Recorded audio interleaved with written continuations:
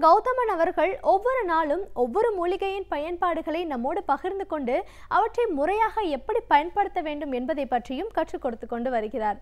அந்த வகையில் இன்றைக்கு என்ன மூலிகையின் பயன்பாடுகளை நம்மிடையே பகிர்ந்து கொள்ள வந்திருக்கிறார் என்பதை கவனிக்கலாம். நிகழ்ச்சியில் அடுத்த பகுதியாக வரவிருப்பது பல்லாண்டு வாழ்ந்திட.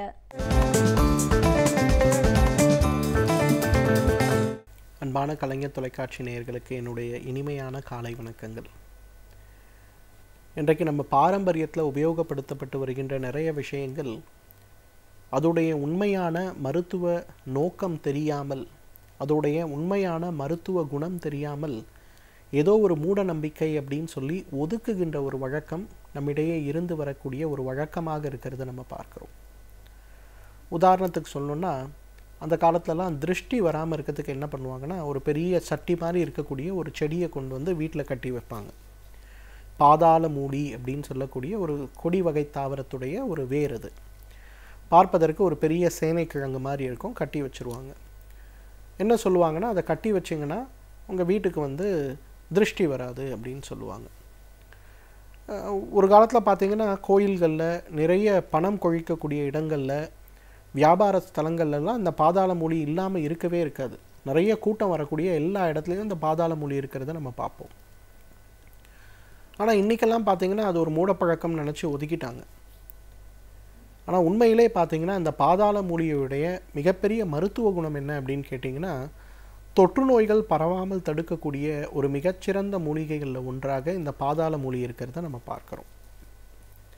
சீனாவில் நடக்கக்கூடிய ஒரு மருத்துவ ஆராய்ச்சி, அந்த ஆராய்ச்சியில் என்ன பண்ணியிருக்காங்கன்னா, ட்ரக் ரெசிஸ்டன்ட் பாக்டீரியா அப்படிங்கிறது இன்றைக்கு மிகப்பெரிய அளவில் வளர்ந்து விட்டதை சொல்கிறாங்க. உடம்புல ஒரு தொற்று ஏற்படுகிறது, உடனே வந்து ஒரு மாத்திரைகளை கொடுக்குறாங்க. அந்த தொற்றை உருவாக்கக்கூடிய பாக்டீரியாக்களை கட்டுப்படுத்துகிறோம் அப்படின்னு சொல்லி அதை கொடுக்குறாங்க. அந்த தொற்றுக்கான மாத்திரைகளை நம்ம சாப்பிட்றோம், அந்த தொற்று குறையுது, மீண்டும் ஏற்படுகிறது, மீண்டும் அந்த மாத்திரைகளை சாப்பிட்றோம். ஒரு குறிப்பிட்ட ஸ்டேஜுக்கு மேலே போகும்போது இன்றைக்கு உலகத்தில் அவைலபிளாக இருக்கக்கூடிய எந்த ஆன்டிபயோட்டிக்குமே வேலை செய்ய முடியாத அளவுக்கு அந்த தொற்று நோய் கிருமியுடைய பலமும் வீரியமும் அதிகமாகிவிட்டது அப்படிங்கிறாங்க. இன்றைக்கு மிகப்பெரிய அளவில் உலக நாடுகளை பயமுறுத்துகின்ற விஷயம் என்னன்னு கேட்டிங்கன்னா, உலகப்போரோ அணுகுண்டோ கிடையாது. ட்ரக் ரெசிஸ்டன்ட் பாக்டீரியாஸ்னால் வரக்கூடிய தொற்று நோய்களை எப்படி கட்டுப்படுத்த போகிறோம் அப்படிங்கிறது தான். இன்றைக்கு டிபின்னு சொல்லக்கூடிய காச நோய் பார்த்திங்கன்னா கிட்டத்தட்ட அந்த லெவலுக்கு ஆகிவிட்டதை நம்ம பார்க்குறோம். ஏன்னா காச நோய்க்கான மருந்துகள் கொடுக்குறாங்க, குணமாகுது, திரும்ப வருது, குணமாகுது, திரும்ப வருது. ஒரு ஸ்டேஜில் பார்த்திங்கன்னா எதுவுமே பண்ண முடியாது, அது பாட்டன் ரொம்ப அதிகமாகவே இருக்கிறது. இரண்டாவது பார்த்திங்கன்னா, இன்றைக்கு மிக அதிக அளவில் நம்மளை பயமுறுத்தக்கூடிய இன்னொரு விஷயம், காற்றில் பரவக்கூடிய மிக வேகமாக பரவி உடலை உயிரை பாதிக்கக்கூடிய தொற்று நோய்களை எவ்வாறு தடுப்பது அப்படிங்கிறது.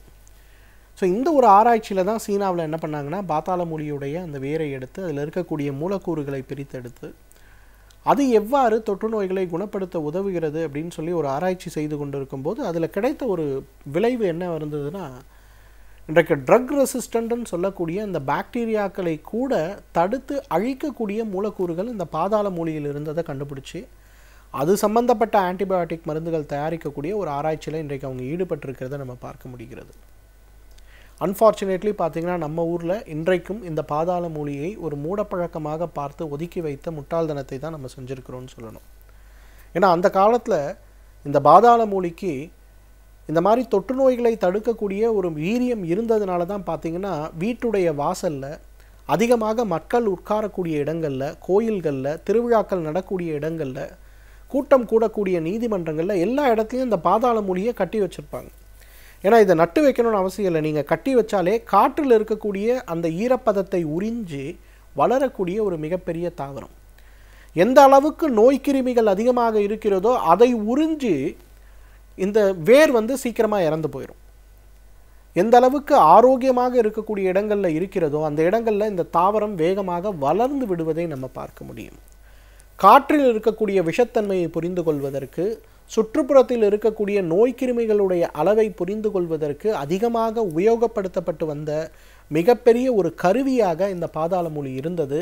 இன்றைக்கு அன்ஃபார்ச்சுனேட்லி அதை நாம் இழந்து விட்டோம் அப்படின்னு தான் சொல்லணும்.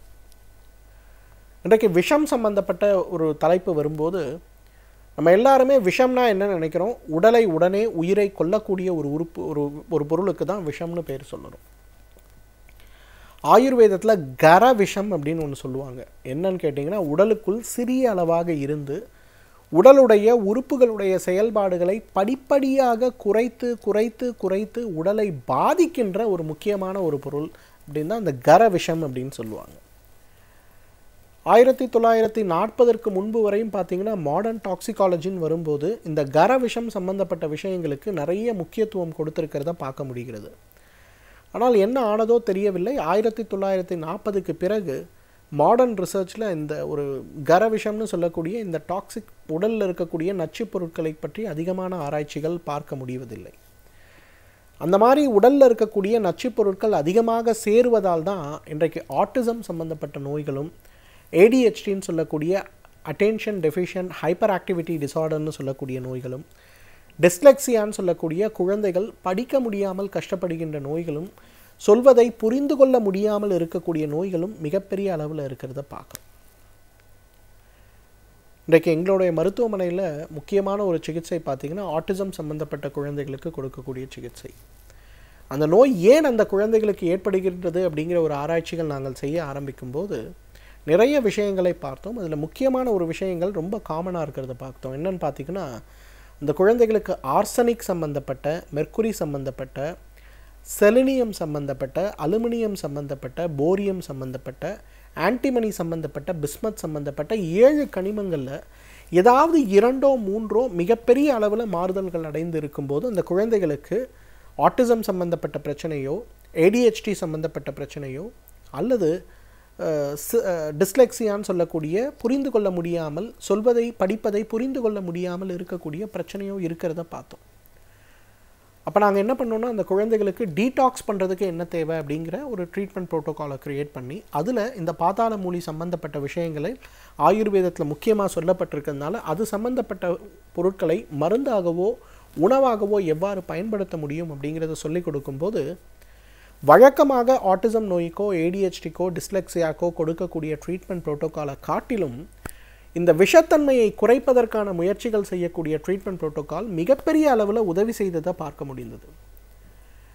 ஒரு 3-6 மாதம் அந்த பாதாள மூலியிலிருந்து எடுக்கக்கூடிய அந்த ஒரு சூரணத்தை பதப்படுத்தி சுத்தப்படுத்தி எடுக்கக்கூடிய அந்த சூரணத்தை சாப்பிட்ட பிறகு இந்த குழந்தைகளுடைய மன அமைதியிலும், ஒரு இடத்தில் உட்காரக்கூடிய திறன்லையும், படிக்கின்ற பேசுகின்ற திறன்லையும், எழுதுகின்ற திறன்லையும் ஒரு மிகப்பெரிய மாறுதல்கள் ஏற்பட்டதை நம்ம பார்க்க முடிந்தது. ஸோ பாதாள மூலி சம்பந்தப்பட்ட வேர்களை ஒரு மருந்தாக பயன்படுத்தும் போது உடலுடைய நச்சுத்தன்மை குறைக்கும் போதே இவ்வளவு நல்ல பலன்கள் கிடைக்கும்போது, அந்த பாதாள மூலியை வீட்டில் ஒரு ஓரத்தில் கட்டி வைத்தோம்னா நமக்கு எவ்வளவு நல்ல பலன் கிடைக்கும் அப்படின்னு பாருங்கள். பாதாள மூலியை பொறுத்தவரையிலும் உள்ளுக்கு சாப்பிடக்கூடிய மருந்து வெளிப்புறமாக உபயோகப்படுத்துகின்ற ஒரு மருந்தாக இருந்தாலும் கூட சுற்றுப்புறத்தில் ஒரு வேராக எடுத்து நம்ம கட்டி வைக்கும் போதே அது நமக்கு நல்லது செய்யக்கூடிய ஒரு மருந்து. தகுந்த மருத்துவ ஆலோசனை பேரில் மட்டும்தான் இதை மருந்துக்கு பயன்படுத்தணும், இல்லைனா உள்ளுக்கு பயன்படுத்தவே கூடாது. ஆனால் வெளிப்புறமாக வீட்டில் இருக்கக்கூடிய வரவேற்பறைகள்லையோ அல்லது நம்மளுடைய அலுவலகங்கள்லையோ அதை ஒரு வேராக எடுத்து கட்டி வைக்கும்போது அதிலிருந்து கிடைக்கக்கூடிய நல்ல பலன்கள் நம்மை பல்லாண்டு காலம் ஆரோக்கியமாக வாழ வைக்க உதவுகிறத நம்ம பார்க்கலாம். சமூகத்தில் நடக்கும் ஒவ்வொரு நிகழ்வுகளை பற்றியும் நம்மிடையே தெளிவாக பேசி அவற்றை எப்படி நாம் கையாள வேண்டும் என்பதை பற்றியும் நம்மிடையே பேசி வருகிறார் எழுத்தாளர் மனுஷபுத்திரன் அவர்கள். நிகழ்ச்சியில் அடுத்த பகுதியாக வரவிருப்பது தீதும் நன்றும்.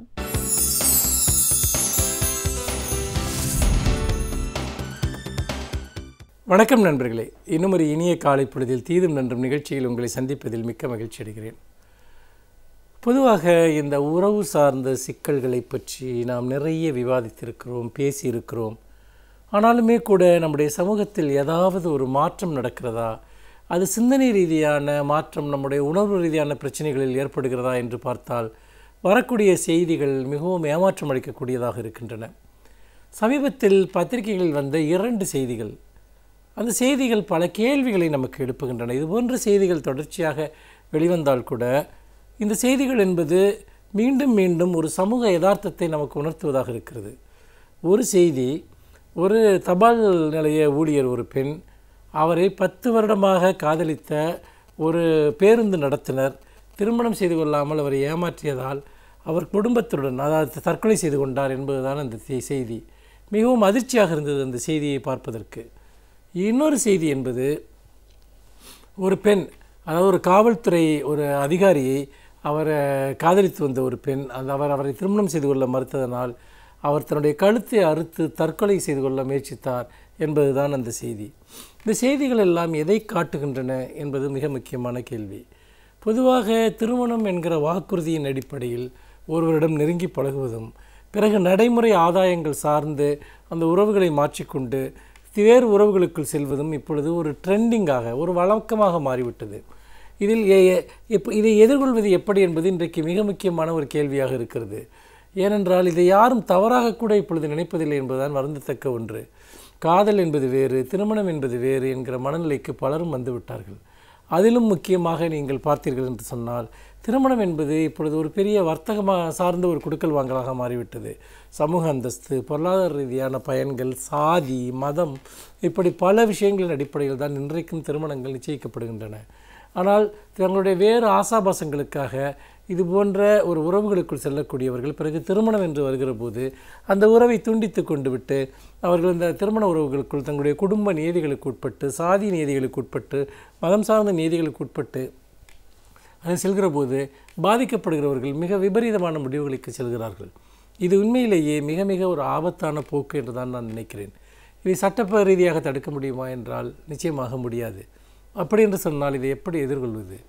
ஒருவர் இதற்காக தன்னுடைய உயிரை மாய்த்து கொள்ளக்கூடிய அளவிற்கு செல்வது என்பது ஒரு மிகப்பெரிய அளவிற்கு நாம் ஒரு முதிர்ச்சியற்ற ஒரு சமூகமாக இருந்து கொண்டிருக்கிறோம் என்பதைத்தான் காட்டுகிறது.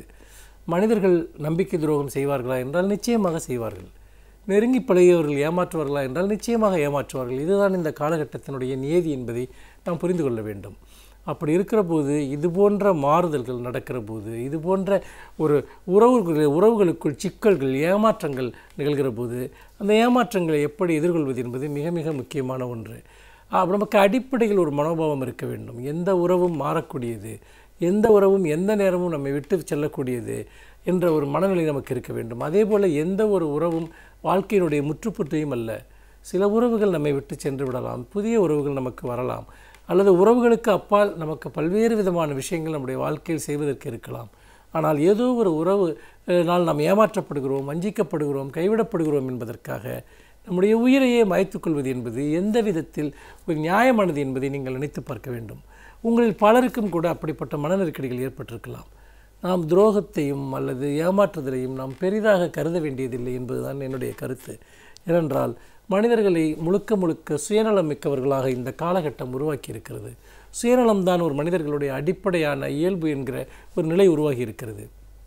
அப்படிப்பட்ட நிலையில் இந்த சுயநலம் மிக்க உலகத்தை எதிர்கொள்வது என்பது அத்தனை எளிதல்ல. அதற்கு நமக்கு ஒரு மிகப்பெரிய மனதிடம் தேவையாக இருக்கிறது, அச்சமற்ற தன்மை தேவையாக இருக்கிறது. அதனால் தான் மனிதர்களை நீங்கள் நம்புவதை விட மனிதர்களை புரிந்து கொள்ளுங்கள் என்று உங்களிடம் நான் கேட்க விரும்புகிறேன். மனிதர்களை நம்புவது என்பது ஆபத்தானது. ஆனால் மனிதர்களை புரிந்து கொண்டு அவர்களை நேசிப்பது என்பது நம்முடைய காயங்களை குறைவாக நமக்கு தரும் என்பதுதான் என்னுடைய கருத்து. பல சமயங்களில் நாம் ஒருவரை கண்மூடித்தனமாக நேசிக்கிற போது, கண்மூடித்தனமாக நம்புகிற போது நாம் மிகப்பெரிய அவமானங்களை அடைகிறோம், ஏமாற்றங்களை அடைகிறோம். மாறாக மனிதர்கள் மாறக்கூடியவர்கள் என்கிற உணர்வு நமக்கு இருக்க வேண்டும். இன்னொரு விஷயம், நாம் பார்க்கிற மனிதர் மட்டுமல்ல ஒரு மனிதர். அது ஆணாக இருக்கலாம், பெண்ணாக இருக்கலாம். ஒரு உறவுக்குள் இருக்கிற போது ஒருவருக்கொருவர் விரும்புகிற விதமான ஒரு தோற்றத்தை உருவாக்கி கொள்வார்கள். அதனால் அந்த தோற்றம் மட்டும் உண்மையா என்பதை நீங்கள் நினைத்து பார்க்க வேண்டும். நிச்சயமாக இல்லை. மாறாக அந்த தோற்றத்தை கடந்து அதற்கு பின்னால் வெவ்வேறு விதமான முகங்கள் அவர்களுக்கு இருக்கலாம். ஆகவே இதுபோன்ற உறவு சார்ந்த சிக்கல்களுக்காக உயிரை விடுவது அல்லது விபரீத முடிவுகளுக்கு செல்வது என்பது அது இதுவரைக்குமாக நாம் வாழ்ந்த வாழ்க்கையை அர்த்தமற்றதாக்கிவிடும். அதன் காரணமாக நாம் விலைமதிக்க முடியாத நம்முடைய விஷயங்களை இழக்கிறோம் என்பதை மறந்து விடாதீர்கள். இந்த உலகத்தில் நாம் தான் முக்கியம் என்று நினையுங்கள். வேறு எவரையும் விட நீங்கள் தான் உங்களுக்கு முக்கியம் என்பதை நம்புங்கள். அதுதான் உங்களை ஒரு சிறந்த இடத்திற்கு கொண்டு செல்லும். மீண்டும் இன்னும் ஒரு புதிய சிந்தனையோடு உங்களை சந்திக்கிறேன். நன்றி, வணக்கம். இப்பகுதியில் நாம் சந்திக்கும் சிறப்பு விருந்தினர்கள் அவர்களின் அனுபவங்களை நம்மோடு பகிர்ந்து கொள்ளும் பொழுது அவற்றை கேட்பதற்கு சுவாரஸ்யமாக இருப்பதோடு நம்முடைய வாழ்க்கைக்கும் பயனுள்ளதாக அமைகிறது. அந்த வகையில் இன்றைக்கு நாம் சந்திக்கவிருக்கும் சிறப்பு விருந்தினர் எந்த துறையிலிருந்து வந்து என்ன பயனுள்ள தகவல்களை நம்மிடையே பகிர்ந்து கொள்ள இருக்கிறார் என்பதை கவனிக்கலாம். நிகழ்ச்சியில் அடுத்த பகுதியாக வரவிருப்பது சிறப்பு விருந்தினர்.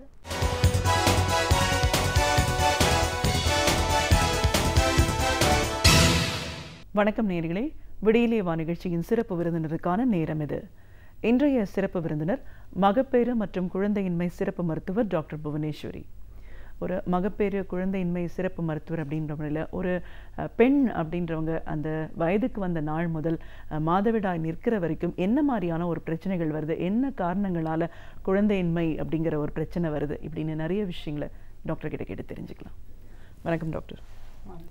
ஒரு மகப்பேறு மற்றும் குழந்தையின்மை சிறப்பு மருத்துவராக எங்கள் நிகழ்ச்சிக்கு உங்களை முதல்ல வரவேற்கிறோம் மேடம். குழந்தையின்மை அப்படின்னு நம்ம சொல்லும்போது இன்றைக்கி நிறைய காரணங்கள் இருக்கிறத பார்க்குறோம்.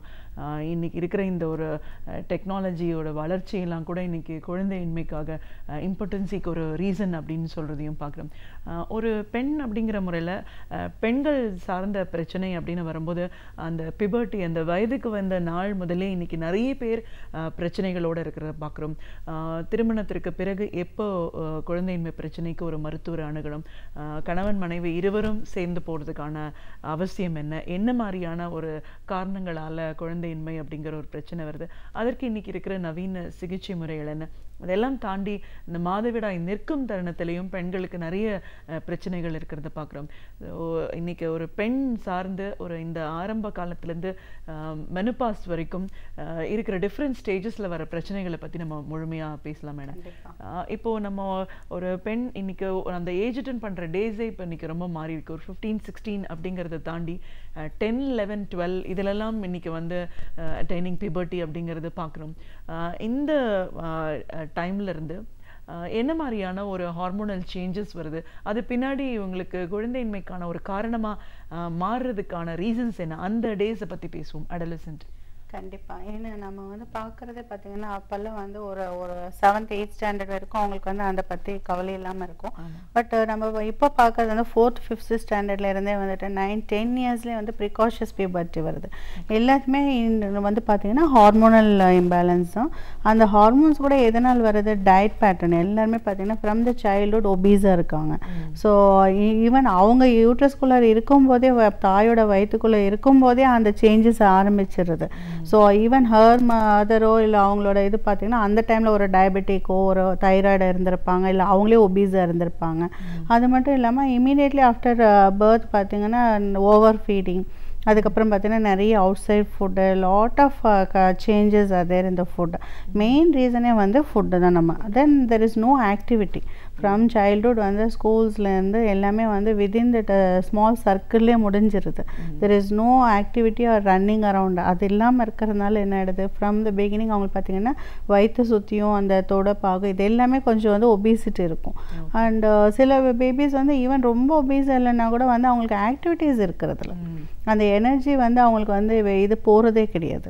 ஸோ இது டெபாசிட் ஆகிட்டு என்னது சீக்கிரமாக அவங்களுக்கு அந்த ஈஸ்ட்ரஜன் ஃபேட் இதெல்லாம் இருக்கிறதுனால அதிகமாகிறதுனால அந்த ஹார்மோன் வந்து சீக்கிரமாக அவங்களுக்கு வந்து பியூபர்ட்டி வந்துடுது. பட் ஃப்ரம் தட் டைம் அந்த 18-20 இயர்ஸ் வரைக்கும் அவங்களோட ஹார்மோனல் சைக்கிள்ஸ் வந்து நமக்கு செட்டில் ஆகவே நமக்கு 18 இயர்ஸ் ஆகும். ஸோ அது வரைக்கும் they have to go through it. So initially என்ன ஆகும்னா இது வந்து ஓவுலேஷன், அந்த மந்த்லி நடக்கிற ஓவுலேஷன் நடக்காது அவங்களுக்கு. ஏன்னா ஹார்மோன்ஸ் ரொம்ப அப்நார்மலாக இருக்கும். ஸோ அந்த மாதவிடாய் காலத்துலலாம் மற்றவங்களுக்கெல்லாம் வந்து கரெக்டாக அந்த 14வது நாள்லாம் முட்டை வெளியேறுதல், அதுக்கப்புறம் வந்து மாதவிடாய் இப்படி வர நார்மல் சைக்கிள்ஸ் அவங்களுக்கு இருக்காது. ஸோ இது ஆனோவுலேட்டரி சைக்கிள்ஸ் அப்படிங்கிறோம். இது என்ன ஆகும்னா அப் டு வந்து ஒரு 12-13 இயர்ஸ் வரைக்குமே ரொம்ப இர்ரெகுலராக இருக்கும். 3 months 4 months even 5 months sometimes வந்து ஒரு டைம் வந்திருக்கும், அதுக்கப்புறம் அகெயின் 1 year. ஸோ பேரண்ட்ஸும் ரொம்ப ஆன்சைட்டி எடுத்துகிட்டு போயிட்டு டேப்லெட் போட்டு வர வச்சுக்குவாங்க. ஸோ அந்த மாதிரி இருக்கும். தென் தே வில் கெட் ஸ்ட்ரெஸ்டு. என்ன எல்லா பேரண்ட்ஸுக்குமே வந்து அதுக்கப்புறம் வந்து இர்ரெகுலராக இருக்குன்னா ரொம்ப வருத்தப்படுவாங்க. அது ரெகுலராக வரணும் அப்படி யோசிக்கவே கூடாது. நிறைய கவுன்சிலிங் அவங்களுக்கு தேவைப்படும். ஃபஸ்ட்டு டயட் பேட்டர்ன் இன்க்ரீஸ் பண்ணிவிட்டு அந்த மாதிரி இருந்ததுன்னா சேஞ்ச் பண்ணிவிட்டு அவங்கள நடக்க விடணும். நான் கண்டிப்பாக ஆக்டிவிட்டீஸ் பண்ணியே ஆகணும். ஃபிசிக்கல் ஆக்டிவிட்டியில் மட்டும்தான் அதை கொண்டு வர முடியும். பண்ணிவிட்டு அதுக்கப்புறம் we have to wait. அதுக்காக ரொம்ப டிலே ஆகும்போது என்ன ஆகும்னா அவங்களுக்கு வந்து நிறைய ப்ளீடிங் ஆகும். அதை மாதவிடாய் வந்து அந்த மென்சுரல் வந்து பிளட் பார்த்திங்கன்னா ரொம்ப எக்ஸசிவாக இருக்கும்போது ஸ்கூல் போகிற டைமில் எக்ஸாம் டைம்ஸு அந்த ஸ்ட்ரெஸ்ஸே அவங்களுக்கு ரொம்ப அதிகமாக இருக்கும். சம்டைம்ஸ் வந்து பார்த்திங்கன்னா 1 month 2 months they will be having that இந்த இது அப்போது அனிமிக் ஆகிடுறாங்க. ஸோ கண்டினியூஸாக ஒவ்வொன்றும் பார்த்திங்கன்னா அவங்களுக்கு ப்ராப்ளம்ஸ் ஆட் ஆகிட்டே வருது. ஸோ இர்ரெகுலர் சைக்கிள்ஸ் வருது. தென் பிகாஸ் ஆஃப் தட் அவங்களோட இது வந்து பார்த்திங்கன்னா யூட்ரைன் அந்த ப்ளீடிங் எக்ஸஸ் ஆகுது. அது அகெயின் லாங் டேஸ் போகிறதுனால தே பிகம் அனீமிக். அதோட கான்சிக்வன்சஸ் இன்ஃபெக்ஷன்ஸ் தான். சீக்கிரமாக அவங்களுக்கு வந்து யூட்ரைனில் வந்து இன்ஃபெக்ஷன்ஸ் ஆகிறதுக்கு வாய்ப்பு இருக்குது. ஸோ இது எல்லாமே அவங்களுக்கு வந்து கம்பைண்டாக பார்த்திங்கன்னா அவங்களுக்கு இன்னும் ஸ்ட்ரெஸ் அதிகமாகிறதோட பேரண்ட்ஸ்க்கும் ஸ்ட்ரெஸ் ஆகிடுறதுனால அது வந்து சைக்கிள் அப்படியே செட் ஆகிடுது. அப்போவே அவங்களுக்கு வந்து பாலிசிஸ்டிக் ஓவரியும் செட் ஆகிடுது. அண்ட் 12 to 16 இயர்ஸ் வரைக்கும் நான் என்ன சொல்லுவேன்னா அப்போட கொஞ்சம் they can be patient. உடனே மெடிசன் எடுத்து நம்ம பண்ணணும் அப்படின்னு இருக்கக்கூடாது. இந்த லைஃப் ஸ்டைல் மாடிஃபிகேஷன்ஸ் தான் மெயின் பண்ணிவிட்டு அந்த டைமுக்கு வந்து அவங்களுக்கு அந்த ப்ளீடிங் அதிகமாகாமல் சம்டைம்ஸ் அனிமிக்காவோ தைராய்டு இருந்தால் அதெல்லாம் செக் பண்ணி கரெக்ட் பண்ணி அவங்களுக்கு வந்து டயட் பேட்டர்ன் கொடுத்துட்டு we can take them வந்து வித்தவுட் எனி ரொம்ப ஸ்ட்ரெஸ் இல்லாமல் கொண்டு போயிட்டோன்னா then at least they can pass through that phase. அதுக்கப்புறம் 18 இயர்ஸ்க்கு அப்புறம் then we have to seriously think about it. இதனால தான் வந்து அவங்க அந்த ஏஜில் இப்போ நம்ம பார்க்குறது வந்து அதிகமாக ப்ளீடிங் ஆகிறதுனால எண்டோமெட்ரோசிஸ் எல்லாம் வந்து அப்போ தான் யூட்ரஸ் டெவலப்பே ஆக ஆரம்பிக்கும். இட் இஸ் கெட்டிங் டெவலப்டு ஒவ்வொரு ஆர்க்குனா வரும்போதே இந்த ப்ராப்ளம்ஸ் ஃபேஸ் பண்ணும்போது அதோட காம்ப்ளிகேஷன்ஸும் அப்போவே ஸ்டார்ட் ஆகிடுது. அதுவும் one of the risk factors தான் இப்போல்லாம். ஓகே, ஸோ இப்போ ஆரம்ப காலகட்டத்தில் இந்த ஏர்லி பிபர்ட்டி ரீசன்னு பேசும்போது ஃபுட் டயட் பேட்டர்ன் தான் ரொம்ப இம்பார்ட்டண்ட் அப்படின்னு சொல்லியிருக்கீங்க.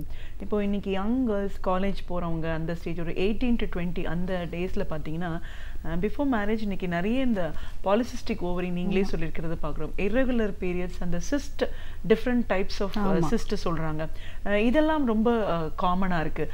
இது பின்னாடி குழந்தையின்மைக்கான ஒரு காரணம் வாய்ப்பாக இருக்கிறதுக்கு ஒரு சிச்சுவேஷன் ஏற்படுத்தி கொடுக்குமா? கண்டிப்பாக. ஏன்னா நம்ம அது சொன்ன மாதிரி அந்த 18 இயர்ஸ் வரைக்கும் நம்ம இதெல்லாம் வந்து we can do small இது சேஞ்சஸ்.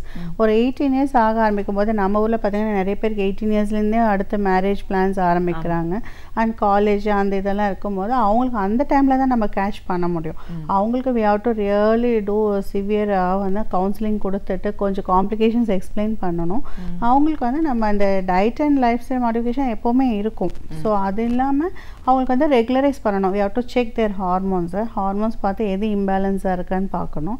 பார்த்துட்டு அந்த ஹார்மோன்ஸை வந்து இப்போ ரெகுலராக கான்ட்ரசெப்டிவ் பில்ஸ் மாதிரியோ அதுக்குன்னு சில ட்ரக்ஸ் இருக்குது. அது வந்து நம்ம கொடுக்கும்போது கொஞ்சம் ரெகுலரைஸ் ஆகிட்டே வரும். ஸோ அவங்க அதை they'll get prepared. ஸோ இப்போ அதே வந்து மேரேஜ் ஆகிற மாதிரி இருக்குன்னா அவங்களுக்கு அதுக்கேற்ற மாதிரி நம்ம ட்ரீட்மெண்ட் சேஞ்ச் பண்ணி கொடுக்கும்போது they'll become all right. அதே மாதிரி இன்னொரு இந்த ஏஜில் என்ன ஆகும்னா அவங்களுக்கு நிறைய இந்த அக்னி அந்த ஃபேஸில் வர்றது, இந்த ஹேர் க்ரோத், இர்சிட்டிசம் அப்படிங்கிறது, அண்ட் இந்த மாதிரி நிறைய இந்த ஸ்கின்ல சேஞ்சஸ் வரும். டயபெட்டிக் பொட்டென்ஷியல் நிறைய பேருக்கு வந்து சுகர்ஸ் பார்டர் லைனில் இருக்கும். இது எல்லாமே நம்ம அந்த ஃபேஸில் நம்ம கரெக்ட் பண்ணணும். அப்படி கரெக்ட் பண்ணலைன்னா அந்த பாலிசிஸ்டிக் ஓவரி வந்து ரொம்ப சிவியராக ஆரம்பிக்கும். அதுக்கப்புறம் பார்த்திங்கன்னா அவங்களுக்கு ஃபைப்ராய்டு சேஞ்சஸ், ஒவேரியன் சிஸ்டம் வந்து நிறைய இந்த ஃபங்க்ஷனல் சிஸ்டம்னு சொல்லுவோம். அது வந்து மோஸ்ட்லி கேன்சரஸாக இருக்காது. But because of that cyst என்ன ஆகும்னா திடீர்னு சடனாக ஸ்டமக் பெயின் வரும். அந்த சிஸ்ட் வந்து ட்விஸ்ட் ஆகும்.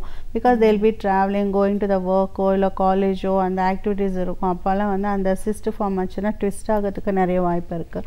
அதனால் பெயின் ஆகும். சில சிஸ்டெல்லாம் வந்து ப்ளீட் ஆகும்போது ரொம்ப சிவியர் பெயினாக இருக்கும். அவங்க நினச்சிருப்பாங்க அந்த ஏஜில் வந்து டைரெக்டாக ஒரு சர்ஜன் கிட்டோ ஜென்ரல் ஹாஸ்பிட்டலில் போய் பார்க்கும்போது அப்பெண்டிக்ஸோ இல்லை வேறு எதுக்கோ தான் போய் உடனே ஆப்ரேட் பண்ணிடுவாங்க. ஏதாவது சிஸ்டர் இருக்கான்னு சொல்லிட்டு ஜென்ரலாக அந்த மாதிரி வந்து தே லேண்ட் அப் இன் எமர்ஜென்சிஸ். அந்த மாதிரி ஆகும்போது அகெயின் ஒவேரியன் லாஸ் ஆகிடும். ஒரு ஃபர்டிலிட்டி ஸ்பெஷலிஸ்ட் நம்ம மேரேஜ் ஆனதுக்கப்புறம் தான் ஒரு கைனகாலஜிஸ்ட் போகணுன்னு கிடையாது. Any women around 18 and above எல்லாம் இருந்தால் கண்டிப்பாக ஒரு கைனகாலஜிஸ்ட் கிட்ட போகிறது பெட்டர். எதுக்காகனா அந்த ஒவேரியன் சிஸ்டில் தான் நிறைய முறை நாங்கள் பார்க்குறோம். எமர்ஜென்சியாக போய் ஓப்பன் பண்ணி இல்லை சர்ஜரி பண்ணியோ அந்த ஓவரியை ரிமூவ் பண்ணுற ஸ்டேட்டஸ் ஆகிடுது. ஸோ அந்த அப்போ நம்ம ரிசர்வ் பண்ணால் தான் நம்ம ஃப்யூச்சர் ஃபர்டிலிட்டியை நம்ம ரிசர்வ் பண்ண முடியும். ஸோ அந்த மாதிரி ரிஸ்கெல்லாம் இருக்கிறதுனால ப்ளஸ் டைப்ஸ் ஆஃப் சிஸ்டம் பார்த்திங்கன்னா ஃபங்க்ஷனல் அங்கே நார்மலாக வெறும் டேப்லெட் போட்டாலே கம்மியாயிடும். ஒரு 3 months ஒரு டேப்லெட் போட்டாலே அப்போ வந்து பெயினை வந்து கொஞ்சம் சப்சைட் பண்ண வச்சுட்டு நம்ம வந்து டேப்லெட் கொடுத்து மேனேஜ் பண்ணியிருக்கலாம். பட் அவங்க பேரண்ட்ஸ் எல்லோரும் ஏதோ ஒரு கட்டி சிஸ்டம்னு சொல்லிட்டு ஃபுல்லாக எவால்வேட் பண்ணாமல் போய் சர்ஜரிக்கு போயிடுவாங்க. செகண்ட் பாயிண்ட் வந்து இன்னும் டியூபர்க்ளோசிஸும் ரொம்ப காமனாக இருக்குது. இப்போ வர திரும்ப நம்ம ஊரில் பார்த்திங்கன்னா நிறைய டியூபர்க்ளோசிஸ் பார்க்குறோம். அதனால் அந்த டியூபும் வீங்கியிருக்கும், ஓவரியும் வீங்கியிருக்கும், அது ஃபார்ம் ஆகி ஒரு கட்டி மாதிரி இருக்கும். ஸோ அதுக்கு எல்லாமே நம்ம வந்து கன்சர்வேட்டிவ் எந்த அளவுக்கு ஃபர்டிலிட்டி ப்ரிசர்வ் பண்ணணுமோ அதுக்கு வந்து டெக்னாலஜி யூஸ் பண்ணி அசஸ்மெண்ட் பண்ணோன்னா நம்ம we can save lot of இந்த ஃபர்டிலிட்டி இஷ்யூஸ் இல்லாமல் நம்ம சேவ் பண்ண முடியும். அண்ட் எண்டோமெட்ரோசிஸும் வந்து ஸ்லோவாக ஸ்டார்ட் ஆகும். நிறைய பேர் பிஃபோர் மேரேஜே தேர் கெட்டிங் இட் ஆப்ரேட்டட். அதே மாதிரி அந்த ஹிஸ்ட்ரி அதுக்கப்புறம் நம்ம சொல்லவே மாட்டாங்க நிறைய பேர். ஸோ நமக்கு அது வந்து தெரியவே தெரியாது. ஸோ அந்த ஸ்காரோ இதுவோ பார்க்கும் போது தான் நமக்கு வந்து அது தெரியும். ஸோ இந்த இஷ்யூஸ் எல்லாம் இருக்கிறதுனால they have to any pain anything இருந்தால் ஒரு கைனக் செக்அப் பண்ணிக்கலாம். And generally I advise premarital checkup பண்ணி நான் சொல்லிவிட்டு அந்த இது வந்து ஃபர்டிலிட்டி பேக்லேயே வந்து ப்ரீ மேரிட்டல்னே ஒன்று பண்ணுவேன்.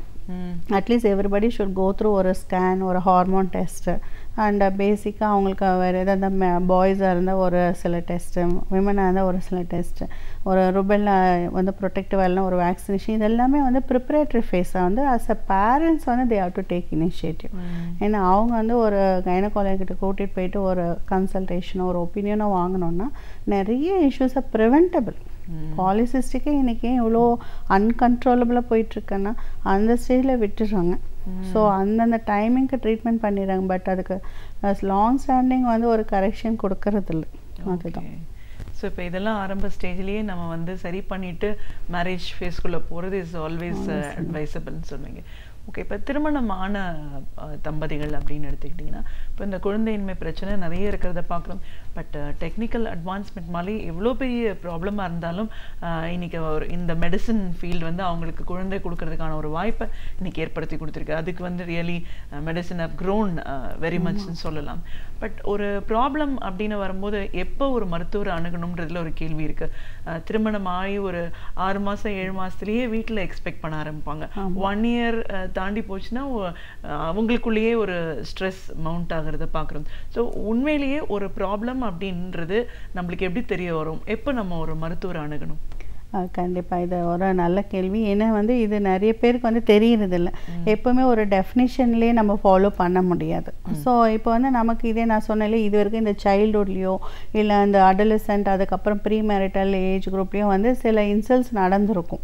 ஸோ அது வந்து அதை பேஸ் பண்ணி தான் நமக்கு வந்து அந்த பீரியடை டிசைட் பண்ணணும். இப்போ மேரேஜ் ஆன உடனே வந்துட்டு அவங்க அந்த கேர்ளுக்கு வந்து ரொம்ப சீரியஸாக தெரியாமல் இருந்திருக்கலாம். பட் ஆனால் வந்து அவங்க பேரண்ட்ஸுக்கு தெரிஞ்சிருக்கும். ஸோ இந்த மாதிரி ப்ரீவியஸ் ஹிஸ்ட்ரியோ இல்லை பாலிசிஸ்டிக் ஓவரி இருக்குது, இல்லைன்னா ஒரு சர்ஜரி பண்ணியிருக்காங்க, ஓவரி சிஸ்ட் ரிமூவ் பண்ணியிருக்கு, இந்த மாதிரி ரிஸ்க் ஃபேக்டர்ஸ் இருக்கிறவங்களுக்கு நம்ம எவ்வளோ சீக்கிரம் முடியுமோ ஈவன் 6 months வந்து ஒரு கன்சல்ட் பண்ணலாம். இது வந்து சிகிச்சையை ஆரம்பிக்கணுன்றது கிடையாது. இது ஒரு கன்சல்ட் பண்ணிவிட்டு இந்த ரிஸ்க் இருக்குது, எவ்வளோ நாள் வெயிட் பண்ணலாம், அட் ப்ரெசென்ட் என்ன ஸ்டேட்டஸ் இருக்குங்கிறது ஒரு ஸ்கேனோ ஏதோ பண்ணிவிட்டு ஓகே எல்லாமே நார்மலாக இருக்குன்னா they can wait up to 1 year அப்படின்னு சொல்லலாம். ஸோ அப் டு 30 years வரைக்கும் நம்ம என்ன சொல்கிறோம், 1 to 2 years also if everything is normal they can wait. But இந்த மாதிரி ஒரு ஓவரி எடுத்திருப்பாங்க, ஒரு டியூப் எடுத்திருப்பாங்க, இந்த மாதிரி இருக்கிறதே வந்து ஒரு சைடாக இருக்கும், இல்லை கன்ஜெனிட்டலாக பர்த் டிஃபெக்ட்ஸ் இருக்கும். அந்த மாதிரி அவங்கெல்லாம் வந்து I say that even at 6 months கூட நீங்கள் வந்து இமீடியட்டாக ஏதாவது ஸ்டார்ட் பண்ணி, ஏன்னா at younger age always we have a better success.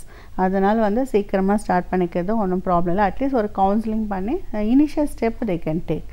And after that 3 years ஆனால் எந்த ஏஜாக இருந்தாலுமே they have to go very seriously.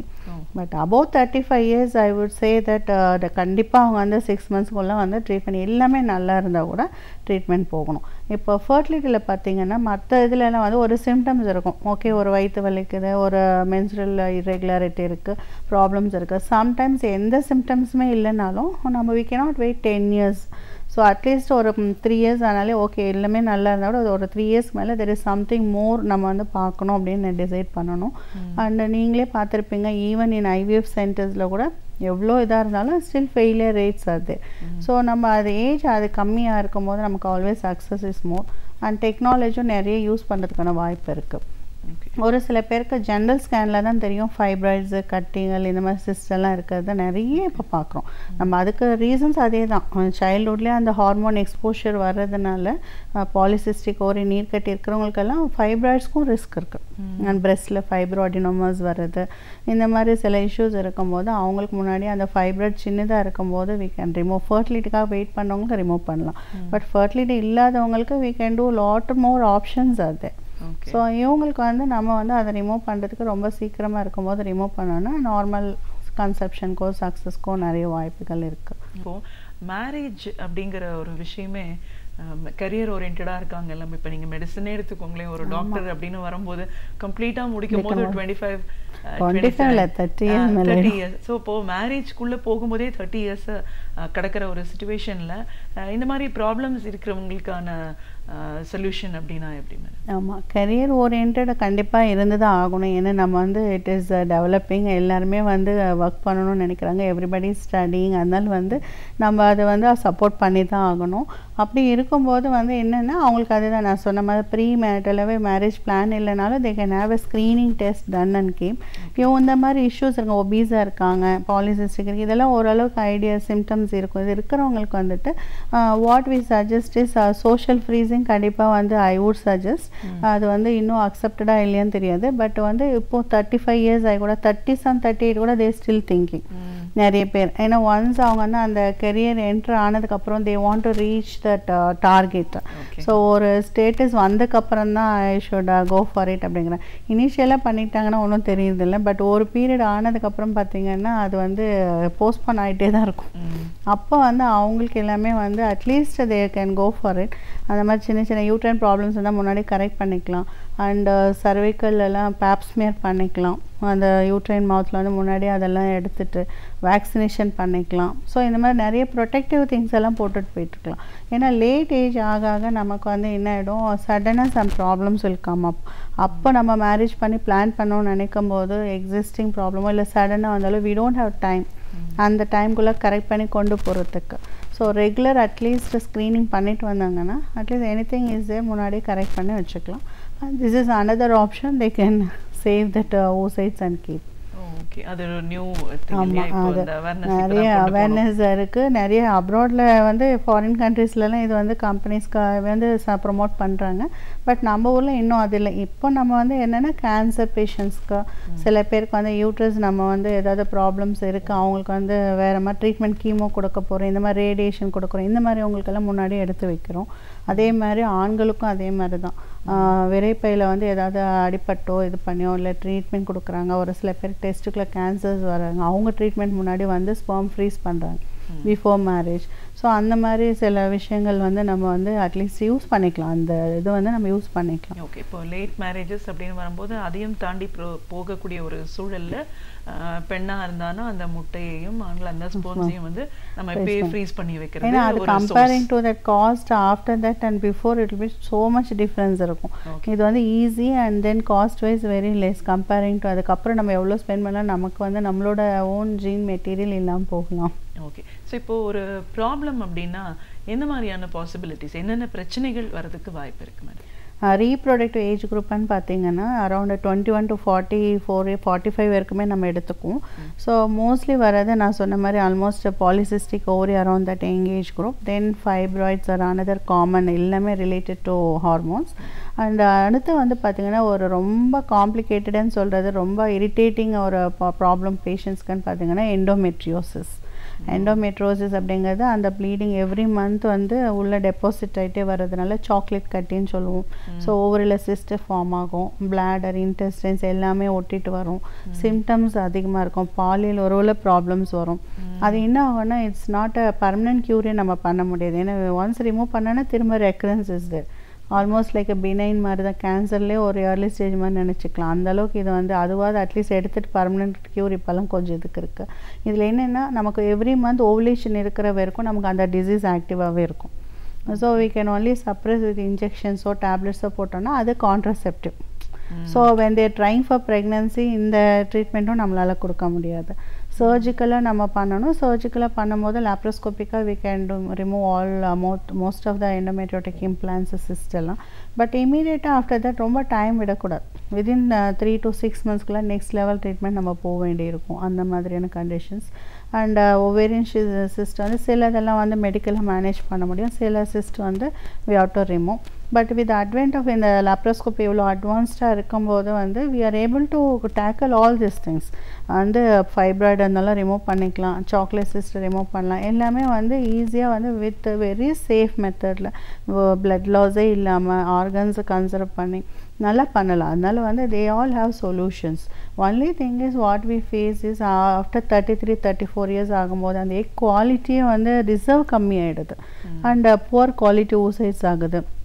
அடிஷ்னலாக டயபெட்டிஸ், ஹைப்பர் டென்ஷன் இது ஆட் ஆகும்போது என்னென்னா நம்மளால் அதை ஒன்றுமே பண்ண முடியறதில்ல. These are the things which we can operate and remove. Certain things வந்து நம்ம வந்து அந்த ஏஜிங்னால வந்து we are not able to reverse.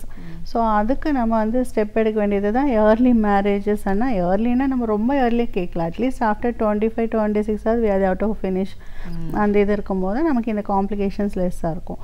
And again இப்போ பார்த்திங்கன்னா எல்லாருமே ஒர்க்கிங், ஃபாஸ்ட்டாக ஓடுறது, உட்காந்துட்டே இருக்காங்க, வெதர் கிளைமேட்டிக் சேஞ்சஸ், எல்லாருக்குமே வந்து பெல்விக் இன்ஃபெக்ஷன்ஸ் அதிகமாக பெல்விக் இன்ஃபெக்ஷன்ஸ் இருக்கிறதுனால வந்துட்டு they don't have time to go to the doctor, போயிட்டு ஒரு கன்சல்ட் பண்ணுறதுக்கு முன்னாடி எக்ஸாமின் பண்ணிக்கிறதுக்கு இருக்கிறதில்ல. ஸோ ஏதோ ஒரு கோர்ஸ் ஆன்டிபயோட்டிக்கோ சம்டைம்ஸ் தே ஆர் டேக்கிங். அது என்ன ஆகிடுதுன்னா ஸ்லோவாக டியூப்ஸ் ஆர் அஃபெக்டட்.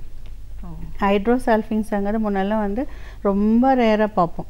ஒரு 15-20 இயர்ஸ் முன்னாடிலாம் பார்த்திங்கன்னா யாராவது ஒரு டிபி இருந்தாலோ இல்லை வேறு ஏதாவது பிஐடி ரொம்ப அந்த போர் சோஷியோ எக்கனாமிக் ஸ்டேட்டஸில் அவங்களுக்கு வந்து ஹைஜீன் இருக்காது, இல்லைன்னா வந்து அவங்களுக்கு இம்யூனிட்டி பவரே இல்லாமல் இருக்கும், அவங்களுக்கு இருக்கும். பட் இப்போ பார்த்திங்கன்னா ஆல்மோஸ்ட் நிறைய பேருக்கு வந்து அந்த டியூப்ஸ் வந்து அஃபெக்டடாக இருக்குது. ஸோ அதுவும் வந்து நம்மளோட அது வந்து ஹெல்த் வைஸ் அது நாட் டேக்கிங் சீரியஸ்லி. அண்ட் இன்ஃபெக்ஷன்ஸும் வந்து க்ரானிக்காக அதை அப்படியே விட்டுறாங்க. ஸோ இந்த ஃபேக்டர்ஸ் எல்லாம் வரும்போது வேறு ஆப்ஷனே கிடையாது. டியூப் ஏதாவது ரிமூவ் பண்ணணும், இல்லைன்னா டெஸ்ட் பேபி தான். ஸோ ஆனால் அந்த ஆப்ஷன்ஸையும் நம்ம டிசைட் பண்ணிவிட்டு உடனே பண்ணிக்கணும். So that we will not have problems later அப்படிங்கிறது தான். ஓகே. ஸோ இப்போ ஒரு பிரச்சனை அப்படின்னு தெரிஞ்ச ஒரு ஆணுக்கோ இல்லை ஒரு பெண்ணுக்கோ ஒரு குறைபாடு இருக்குது, நார்மலான முறையில் அவங்களுக்கு குழந்தை பெறதுக்கு வாய்ப்பு இல்லை அப்படின்னு தெரிஞ்ச ஒரு சூழ்நிலை, அவங்களுக்கான குழந்தையின்மை சிறப்பு மருத்துவம் அப்படிங்கிறது என்ன மாதிரியான வாய்ப்புகளை ஏற்படுத்தி கொடுக்குது? ஆமாம், ஜென்ரலாக வந்து இந்த ஃபேக்டர்ஸ் எல்லாம் நம்ம இனிஷியலாக மெடிக்கலாக நம்ம வந்து டயட்டு மெடிசன் பார்க்குறோம். அதுலேயும் இல்லைன்னா சர்ஜிக்கலாக நம்ம இனி ஆர்கனை அஃபெக்ட் பண்ணுற டிசீஸை ஃபஸ்ட் வந்து நம்ம சர்ஜிக்கலாக கிளியர் பண்ணுறோம். அதுக்கப்புறமும் வந்து அது நடக்கலைனாலோ இல்லை எந்த ப்ராப்ளமே இல்லாமல் ஒரு 10-15% பார்த்திங்கன்னா every thing will be normal. நம்ம பேசிக் இன்வெஸ்டிகேஷன்ஸில் அவங்களுக்கு அன்எக்ஸ்பிளைன்னு சொல்லிட்டு இந்த மாதிரி எல்லாருக்குமே என்னென்னா அல்டிமேட்டாக நம்ம சொல்கிறது ஆஃப்டர் 30-33 எல்லாம் ஆக ஆரம்பித்ததுன்னா either they can go for IUI, intrauterine insemination, 2 or 3 cycles try பண்ணலாம். அதுக்கு இல்லைன்னா IVF அப்படிங்கிறது. ஈவன் இப்போ பார்த்திங்கன்னா ஈவன் ஐவிஎஃப்பில் கூட we have only 30-40% சக்ஸஸ் இருக்கிறதுனால ICSI அப்படிங்கிற ICSIங்கிற மெத்தடில் தான் வந்து we prefer to do most of the time. ஏன்னா அவங்க இதெல்லாம் முடிச்சுட்டு வர்றதுக்குள்ளாரே they are reaching around 33-34 years ஆகிடுது. ஆர் சம்டைம் பாலிசிஸ்டிக் ஓவரில் வந்து எக் குவாலிட்டியே வந்து ரொம்ப போராக இருக்கும், அந்த திக்னஸ் அதிகமாக இருக்கிறதுனால நார்மலாக போய் அந்த ஸ்பெர்ம் ஃபர்டிலைஸ் ஆக முடியறதில்ல. அந்த மாதிரி அவங்களுக்கு ICSI அப்படிங்கிறது இண்டிவிஜுவலாக நம்ம ஸ்பெர்ம் கொண்டு போய் இன்ஜெக்ட் பண்ணுறோம். அப்போ ஃபர்டிலைசேஷன் அதிகமாகுது, எம்ப்ரியோ குவாலிட்டி இன்க்ரீஸ் ஆகுது. அதே இன்னும் கொஞ்சம் ஏஜ் அதிகமாக பார்த்திங்கன்னா டிஃப்ரெண்ட் ப்ரோட்டோகால்ஸ் நம்ம யூஸ் பண்ணி அவங்களுக்கு இந்த டெஸ்ட் பேபி அப்படிங்கிறது நம்ம லோக்கலாக சொன்னாலும் அதில் லேப் ஆஸ்பெக்டில் நமக்கு நிறைய இந்த மாதிரி இம்சிப் பண்ணுறதோ இக்ஸிப் பண்ணுறதோ IVF பண்ணுறதோ நம்ம சேஞ்சஸ் கொண்டு போய்ட்டு அவங்களுக்கு டிசைட் பண்ணுறோம். அதில் லேசர் அடிஷ்னலாக பண்ணும்போது இம்ப்ளான்டேஷன் இம்ப்ரூவ் பண்ணுறோம். இது மட்டும் இல்லாமல் இந்த ஆஸ்பெக்டில் இப்போ என்ன பார்க்குறோன்னா இவ்வளோ பணியும் சம்டைம்ஸ் ஃபெயிலியர் ஆகும்போது we have to see மேல் ஃபேக்டரை வந்து கோட்டை விட்டுறாங்க எல்லோரும். ஸோ அவங்களுக்கு வந்து வெறும் ஸ்பெர்ம் டெஸ்ட்டோடு நின்றுட்டு இருந்தது. ஸோ அது கவுண்ட் கம்மியாக இருந்தால் எந்த ட்ரீட்மெண்ட்டுன்னு கிடையாது. ஸோ அதை தாண்டி அவங்களுக்கு வந்து நிறைய ஆஸ்பெக்ட்ஸ் நம்ம ட்ரீட்மெண்ட் கொடுக்குறோம். அண்ட் ஸ்பெர்ம்லேயே வந்து DNA ஃப்ராக்மெண்டேஷன் இப்போ நடக்கிற இந்த lifestyle changes plus diabetes, thyroid நிறைய பேருக்கு almost everybody is on hypertensive drugs, diabetes இருக்குது. அவங்களுக்கு வந்து அந்த DNA டேமேஜ் எவ்வளோ இருக்குதுன்னு பார்த்துட்டு when we are reducing the DNA fragmentation rate பார்த்திங்கன்னா 23க்குள்ளே வச்சுருந்தோன்னா அவங்களுக்கு வந்து இந்த அபார்ஷன் ரிஸ்க் ப்ரெக்னென்சி மட்டும் கிடையாது. முன்னெல்லாம் அபார்ஷன் ரிஸ்க்குன்னா ஒன்லி ஃபீமேல் சைடில் நம்ம எவால்வேட் பண்ணிகிட்டு இருந்தோம். நியூட்ரைன் ஃபேக்டராக இருக்கும், ஹார்மோன், தைராய்ட்ஸ் இருக்கும், டயபெட்டிஸ் இருக்கும், இந்த ரீசன்ஸ் இல்லாமல் ஜெனட்டிக் ஃபேக்டர்ஸ் இருக்கும். ஸோ இதெல்லாம் பார்த்துட்ருந்தோம். அதையும் தாண்டி இப்போ வந்து அந்த லெவல்லே நம்ம வந்து இனிஷியல் லெவல்லே நம்ம கரெக்ட் பண்ணும்போது then success becomes better and abortion risk is becoming lesser. And இதையும் தாண்டி அட்வான்ஸ் அந்த லேட் ஆக நிறைய ஃபெயிலியர் ஆனவங்களுக்கு பார்த்திங்கன்னா நம்ம வந்து we have to go for அந்த ஜெனட்டிக் அசஸ்மெண்ட். ஏன்னா above 40 years எல்லாம் பார்த்திங்கன்னா குரோமோசோமலி அப்நார்மல் சில்ட்ரன் ரொம்ப சான்சஸ் இருக்குது. ஸோ அதனால தான் நம்ம இவ்வளோ அட்வான்ஸ்டாக அவங்கள வந்து முன்னாடியே வந்து நம்ம எடுத்து நம்ம முடிக்கணும்னு சொல்கிறது. அவங்களுக்கு அந்த PGT இந்த மாதிரி முன்னாடியே ஜெனட்டிக் இம்ப்ளான்டேஷனுக்கு முன்னாடியே வந்து நம்ம ஒரு சில டெஸ்ட்டெல்லாம் ஸ்க்ரீன் பண்ணிவிட்டு பண்ணும்போது we have a healthy child even after 40 years நம்ம எடுக்க முடியும். ஸோ அந்த மாதிரி ஒவ்வொரு ஸ்டேஜுக்கும் வந்து ட்ரீட்மெண்ட் வேரிஸ், அந்த மெத்தட் ஆஃப் ப்ரோட்டோகால்ஸும் ட்ரீட்மெண்ட்டும் வேரி ஆகும். ஸோ அந்த பர்சனலைஸ்டாக தான் தே நீட் அ ட்ரீட்மெண்ட். ஏன்னா ஒவ்வொரு இண்டிவிஜுவலும் டிஃப்ரெண்ட்டாக இருக்குதாங்க. அவங்களோட லைஃப் ஸ்டைல் டிஃப்ரெண்ட்டாக இருக்குது, ஹார்மோன்ஸ் டிஃப்ரெண்ட்டாக இருக்குது. ஸோ அவங்கள சோஷியல் ப்ரெஷர், அவங்க வந்து யாரால் வர முடியும், எவ்வளோ தூரம் அவங்களால ட்ரீட்மெண்ட் கோஆப்ரேட் பண்ண முடியுங்கிறத பேஸ் பண்ணி நம்ம அந்த சூஸிங் ப்ரோட்டோகால்ஸ் பண்ணோன்னா தான் அட்லீஸ்ட் நம்ம சக்ஸஸை வந்து நம்ம கொண்டு போக முடியும். ஓகே, இந்த மருத்துவம் அப்படின்னு சொல்கிறோம், எவ்வளோ ஒரு வாஸ்ட்டாக இருக்குது. ஒரு ப்ராப்ளம் அப்படின்ற ஒரு நாட்டை நம்ம பார்க்கும்போது அதற்கான ஒரு ஆரம்ப புள்ளி வந்து அந்த வயதுக்கு வந்து அந்த நாள் முதல்லே ஆரம்பிக்குது. ஸோ இப்போது பெற்றோர்களோட ஒரு பங்களிப்பு வந்து இதில் ரொம்ப முக்கியத்துவம் வாய்ந்தது. பெற்றோருக்கு வந்து இதை பற்றின ஒரு புரிதல் இருக்கணும், என்ன மாதிரி காம்ப்ளிகேஷன்ஸ் வரதுக்கு வாய்ப்பு இருக்கணுங்கிறதெல்லாம் நம்ம முன்னாடி தெரிஞ்சுக்கணும். ஒரு கைனகாலஜிஸ்ட்டை ஒரு பிரச்சனைக்காக மட்டும் அணுகாமல் ஒரு கவுன்சிலிங்காக திருமணம் ஆகிறதுக்கு முன்னாடியே நம்மளுக்கு ஏதாவது பிரச்சனை இருக்கா அப்படிங்கிறத ஒரு பார்க்க வேண்டிய அவசியம் என்ன. ஆண்களுக்கும் சரி அந்த குறைபாடுன்னு அப்படின்னு வரும்போது அதை நம்ம எப்படி செக் பண்ண வேண்டிய அவசியம் இருக்குது. பிபர்ட்டியிலிருந்து மாதவிடாய் நிற்கும் காலம் அப்படின்னு வரைக்கும் நம்ம பேசினாலும் இந்த சின்ன சின்ன விஷயங்களை நம்ம ஆரம்பத்திலேயே சரி பண்ணிட்டோன்னா பெரிய ப்ராப்ளம் இருக்கிறதுக்கான ஒரு வாய்ப்பு இல்லை. அதையும் தாண்டி பிரச்சனைகள் இருக்கிறவங்களுக்கு இன்னைக்கு இந்த குழந்தையின்மை சிறப்பு மருத்துவ முறை மூலமாக அதற்கான ஒரு வாய்ப்புகளும் இன்னைக்கு விஞ்ஞானம் எவ்வளோ தூரம் வளர்ந்துருக்கு அப்படின்னு நிறைய விஷயங்களை எங்களோட நீங்கள் பார்த்ததுக்கு நன்றி. நன்றி, வணக்கம்.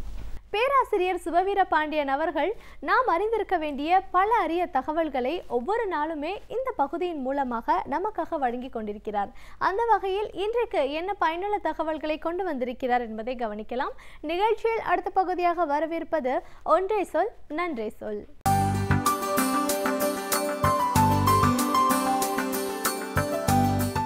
அனைவருக்கும் என் அன்பு வணக்கம். வேதியியல் துறையில் அணுவின் எடை குறித்து பெரிய ஆய்வுகளை செய்து அதற்காக 1914ஆம் ஆண்டு நோபல் பரிசினையும் பெற்ற தியோடர் வில்லியம்ஸ் ரிச்சர்ட்ஸ் என்னும் விஞ்ஞானியினுடைய பிறந்த நாள் ஜனவரி 31. அவர் 1868ஆவது ஆண்டு அமெரிக்காவில் இருக்கிற ஃபிலடெல்ஃபியா மாநிலத்தில் பிறந்தார். அங்குதான் தன்னுடைய பள்ளி கல்வியை தொடங்கினார். பிறகு சில காலம் அவர்களுடைய குடும்பம் ஐரோப்பாவுக்கு நகர்ந்தது. இங்கிலாந்திலே இருந்தார்கள். மீண்டும் அமெரிக்காவை நோக்கி அவர்கள் வந்தார்கள். அமெரிக்காவிலே தான் ஹார்வர்ட் பல்கலைக்கழகத்திலே அவர் பயின்றார்.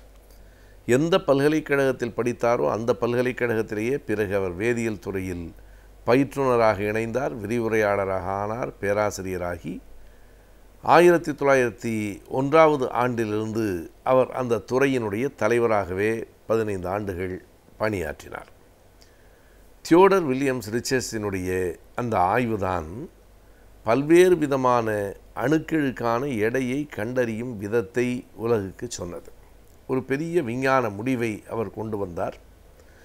அந்த விஞ்ஞான விளைவுகள் மிகச் சிறந்தவையாக, விஞ்ஞான ஆய்வுகளுக்கு உதவுகின்றவையாக இருக்கிற காரணத்தால் அதற்கு 1914ஆம் ஆண்டு 4 ஆண்டுகளுக்கு முன்னால் நோபல் பரிசு கிடைத்திருக்கிறது. நோபல் பரிசு பெற்றதற்கு பிறகுதான் வெகு மக்களுக்கும் அறிந்தவராக அவர் ஆனார். பொதுவாக அந்த துறை சார்ந்தவர்கள் வில்லியம் ரிச்சர்ட்ஸ் என்பவரை கண்டிப்பாக விஞ்ஞானியை அறிவார்கள். பொதுமக்கள், வெகு மக்கள் உலகளாவிய அளவில் தியோடர் வில்லியம் ரிச்சர்ட்ஸ் என்கிற விஞ்ஞானியை அறிந்து கொண்டது அந்த நோபல் பரிசுக்கு பிறகுதான். எனவே ஒரு விருது கொடுப்பதில் ஒரு பெரிய நன்மை இருக்கிறது. அந்த துறை சார்ந்த அறிஞர்கள் கண்டு அறிந்து இன்னார் இந்த கண்டுபிடிப்பை தந்திருக்கிறார்கள், இதனால் உலகத்திற்கு மிகப்பெரிய பயன் இருக்கிறது என்று கருதி அவருக்கு விருது கொடுக்கிற போதுதான் அவர் மீதான வெளிச்சம் படுகிறது, மக்களின் கவனம் திரும்புகிறது. இல்லையானால் ஒரு விஞ்ஞானியை அந்த துறை சார்ந்த அறிஞர்கள் மட்டும் அறிவது என்கிற நிலையோடு நின்று போய்விடும். அது ஒரு விஞ்ஞானத்திற்கும் நல்லதில்லை, நாட்டுக்கும் நல்லதில்லை. இன்றைக்கு அரசியலில் இருக்கிறவர்களை, அதிலும் மேலாக திரைப்படத்துறையில் இருக்கிறவர்களை மக்கள் அறிந்து பாராட்டி போற்றுகிறார்கள். அவர்கள் வருகிற போது அவர்களை பார்க்க வேண்டும் என்கிற ஆர்வத்தில் அலைமோதுகிறார்கள். அது ஒன்றும் பிழையானதில்லை. ஆனால் அறிவியல் உலகை சார்ந்த அறிஞர்களை மக்கள் அறிந்திருக்கிறார்களா என்று கேட்டால் பல நேரங்களில் இல்லை என்றுதான் விடை சொல்ல வேண்டியிருக்கிறது. யாரை நோக்கி மக்கள் வருகிறார்கள் என்றால் விஞ்ஞானிகளை நோக்கி வருவது மிக குறைவாக இருக்கிறது. ஒரு அறையில் ஒரு அரசியல் தலைவரும், இன்னொரு அறையில் ஒரு திரைப்பட நடிகர் அல்லது நடிகையும், இன்னொரு பக்கத்திலே விஞ்ஞானியும் பேசிக்கொண்டிருந்தால் திரைப்பட புகழ்பெற்றவர் பேசுகிற அரங்கம் நிரம்பி வடியும். அரசியல் தலைவரினுடைய அரங்கத்தில் ஓரளவுக்கு கூட்டம் இருக்கும். ஆனால் விஞ்ஞானி பாவம் தனியாகத்தான் இந்த நாட்டில் பேசிக்கொண்டிருக்க வேண்டும். இதுதான் இயல்பான நிலை. இன்றைக்கு தியோடர் ரிச்சர்ட்ஸினுடைய பிறந்த நாள் என்பதை ஒட்டி நாம் அவரை பற்றி பேசுவது அவரை அறிந்து கொள்வதற்காக மட்டுமில்லை, அவரை போல் ஊக்கம் பெற்று இளம் விஞ்ஞானிகள் பலர் இந்த மண்ணுக்கு வர வேண்டும் என்பதற்காக. விஞ்ஞான மனப்பான்மையை, விஞ்ஞான அறிவை வளர்க்காத எந்த தேசமும் முன்னேறாது. இந்த வில்லியம் ரிச்சர்ட் என்கிற அந்த விஞ்ஞானிக்கு எப்படி இந்த துறையில் ஆர்வம் வந்தது? மிக இயல்பாக சிறுவனாக இருக்கிற போது குடும்பத்தோடு சுற்றுப்பயணத்துக்கு போயிருந்த வேளையில் ஒரு பெரிய விஞ்ஞானியை அவர் சந்திக்கிறார். மேலை நாடுகளில் இன்றைக்கும் இந்த பழக்கம் மாறாமல் இருக்கிறது. ஊர்களை, நாடுகளை சுற்றி பார்ப்பது என்பது ஒரு அறிவு என்று அவர்கள் நம்புகிறார்கள். சுற்றி பார்க்கிற பழக்கம் எல்லா நாடுகளிலும் இருக்கிறது. நாம் அதனை வீண் செலவு என்று கருதுகிறோம். ஆங்கிலத்தில் டூரிசம் என்று சொல்லுகிறோமே, அது போதுமான அளவுக்கு நம்மிடத்தில் வளரவில்லை. அதற்கு காரணம், இருக்கிற பணத்தை வைத்துக்கொண்டு ஊர் சுற்றி பார்ப்பதற்கு செலவிடலாமா, அது வீண் செலவில்லையா என்கிற எண்ணம் நமக்கு இருக்கிறது. அது ஒரு நாளும் வீண் செலவில்லை, அது அறிவின் ஒரு பகுதி. எனவே அப்படி பிள்ளைகளை கூட்டிக் கொண்டு விடுமுறை நாள்களில் வேறு வேறு இடங்களுக்கு போய் வருகிற போது ஒரு தீவுக்கு போயிருக்கிற வேளையிலே தான் அந்த விஞ்ஞானியை இவர் பார்க்கிறார். அவர் வில்லியம் ரிச்சர்ட்ஸை அருகில் அழைத்து தொலைநோக்கி வழியாக சனி கோடை சுற்றி இருக்கிற பல்வேறு சந்திரன்களை காட்டுகிறார். இந்த பூமியிலிருந்து பார்க்கிற போது தான் ஒரே ஒரு நிலா. சனி கோடியிலிருந்து பார்த்தால் 64 நிலாக்கள். அது மட்டுமல்லாமல் சனி கோடை சுற்றி பல்வேறு பெரிய பெரிய வளையங்கள். இவற்றையெல்லாம் தொலைநோக்கி வழியாக முதலாக பார்த்தபோது தான் அறிவியலில் வில்லியம் ரிச்சர்ட்ஸுக்கு ஒரு ஆர்வம் வருகிறது. அதற்கு பிறகு அவர் அறிவியலை கற்கத் தொடங்குகிறார். ஆனாலும் அவர் கற்ற அறிவியலின் துறை வேறு, விண்ணியல் அல்ல, வேதியியல். அந்த வேதியியலில் அவர் ஹார்வர்ட் பல்கலைக்கழகத்தில் படிக்கிற போதே மிகுந்த ஆர்வமுடையவராக இருந்து பிறகு அந்த பல்கலைக்கழகத்திலேயே பேராசிரியராகி அணுவின் எடையை, அதுதான் அட்டாமிக் வெயிட் என்பது தான் அவருடைய ஆய்வின் அடிப்படை. த கம்ப்ரசபிலிட்டி ஆஃப் ஆட்டம்ஸ் என்பதும் அவருடைய கண்டுபிடிப்பில் வருகிறது. இந்த அணுக்களை நசுக்கி எப்படி இன்னொரு சக்தியை, ஆற்றலை வெளிப்படுத்துவது என்பது. அதுபோக இந்த தெர்மோடைனமிக்ஸ் என்கிற ஒரு வெப்பமும் வேதியியலும் சேர்கிற இடங்களை, மின்சாரமும் வேதியியலும் சேர்கிற இடங்களை எல்லாம் கூடுதலாக கவனம் செலுத்தி அவர் படிக்கிறார். அதில் சில கருவிகளை அவர் கண்டுபிடிக்கிறார். எந்த அளவுக்கு அந்த வேதியியல் பொருட்களினுடைய மாற்றம் நிகழ்கிற போது எந்த அளவுக்கு வெப்பம் வெளிப்படுகிறது என்பதை கண்டுபிடிப்பதற்கு தனி கருவியை வில்லியம் ரிச்சர்ட்ஸ் தான் இந்த உலகுக்கு தந்தார். எனவே வில்லியம் ரிச்சர்ட்ஸினுடைய கொடை அறிவியல் உலகில், குறிப்பாக வேதியியல் உலகில் மிக பெரியது. இன்றைக்கும் சொல்லப்படுகிற இந்த அணுக்களினுடைய எடை தெரிகிற போது தான் அதை வைத்துக்கொண்டு அடுத்தடுத்த கட்டங்களுக்கான ஆய்வுகளுக்கு செல்ல முடியும். அந்த அணு எடை பற்றிய விரிவான ஆய்வுகளை அவர் செய்திருக்கிறார். அவரை பற்றிய இன்னொரு முக்கியமான செய்தி என்ன என்றால், முற்று முழுக்காக வேதியியல் துறையில் கற்று தேர்ந்தவராக அவர் விளங்கினாலும் அவர் தன்னுடைய பார்வையை வெறும் வேதியியல் துறைக்குள் மட்டும் சுருக்கி கொள்ளவில்லை. அது அவருக்கு மிக வேட்கையான, விருப்பம் நிறைந்த ஒரு படிப்பு. இருந்தாலும் அவர் பல்வேறு துறைகளிலும் கவனமும் ஆழமும் உடையவராக இருந்தார். குறிப்பாக சொன்னால் அந்த கோல்ஃப் என்கிற விளையாட்டில் மிக தேர்ந்தவராக இருந்தார். ஓய்வு கிடைக்கிற போதெல்லாம் அந்த கோல்ஃப் விளையாட்டு, அந்த கோல்ஃப் விளையாட்டில் இன்னொரு செய்தி, அது ஒரு மிகப்பெரிய திடலில் நடக்கும். பார்ப்பதற்கும் ஆட்கள் குறைவுதான், அதில் கலந்து கொள்ளுகிறவர்களின் எண்ணிக்கையும் குறைவுதான். ஆனால் மனத்தினுடைய இறுக்கம் தளரும்.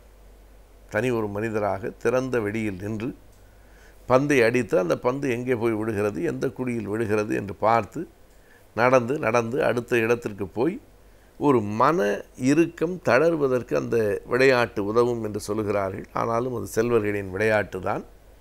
அப்படிப்பட்ட கோல்ஃப் விளையாட்டிலே ஆர்வமுடையவராக இருந்தார். படகு ஓட்டிக்கொண்டு கடலுக்குள் போவதில் மிகுந்த ஆர்வம் காட்டினார். இப்படி அறிவியல் துறையில் பெரியவராக இருந்தாலும் மற்ற துறைகளிலும் அவருடைய ஆர்வம் பறந்து விரிந்திருந்தது. இதிலிருந்து நாம் பெற்றுக்கொள்ள வேண்டிய ஒரு செய்தி, ஒருவர் ஒரு துறையில் சிறந்தவராக இருந்தால் வேறு எதிலும் கவனம் செலுத்தக்கூடாது என்பது பிழை. பல்வேறு துறைகளிலும் நமக்கு இருக்கிற ஆர்வமும் ஈடுபாடும் நம்முடைய துறைக்காக உதவியாகவும் அமையும். நம்முடைய துறையை மேம்படுத்துவதற்கும் கூட அந்த துறையினுடைய அறிவு நமக்கு பயன்படும். இன்றைக்கு ஆங்கிலத்தில் இன்டர்டிசிப்ளின் என்று சொல்லப்படுகிற பல்வேறு துறைகள் இணைந்து தான் இன்றைக்கு எல்லா துறைகளும் இருக்கின்றன. எந்த ஒன்றையும் தனியாக பிரித்துவிட முடியாது. ஆகையினால் இந்த ஆய்வுகளின் மூலம் தியோடர் வில்லியம் ரிச்சர்ட்ஸ் ஒரு பெரிய கொடையை அறிவியல் உலகத்திற்கு கொடுத்திருக்கிறார். அவருடைய பிறந்த நாள் ஜனவரி 31. அறிவியலின் முன்னேற்றம், தொழில்நுட்பத்தின் வளர்ச்சி, இவைகளை வைத்துதான் ஒரு நாட்டின் பொருளாதாரம் அமைகிறது.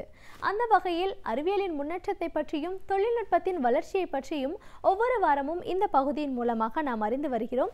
இன்றைக்கும் சில தகவல்களை தெரிந்து கொள்ளலாம். நிகழ்ச்சியில் அடுத்த பகுதியாக வரவேற்பது ஆலோசனை நேரத்தில் அறிவியல் மற்றும் தொழில்நுட்பம்.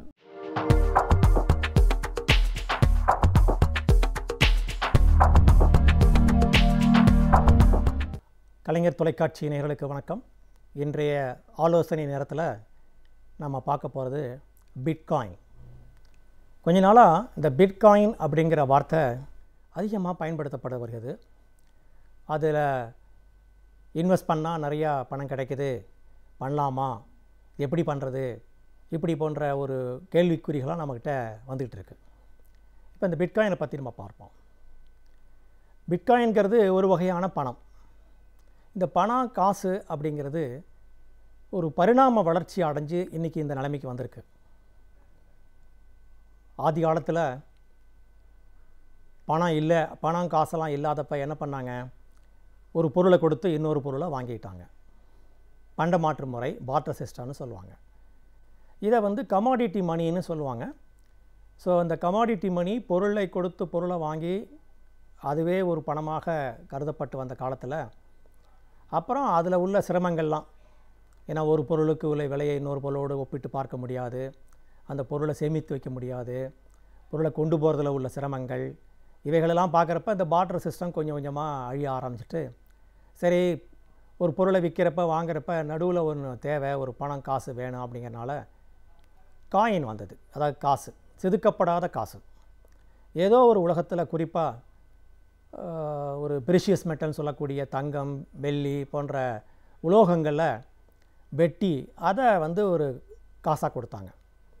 அந்த காசு ஒரு சீரான உருவம் பெற்றிருக்காது, அன்காயின்டுன்னு சொல்லுவாங்க.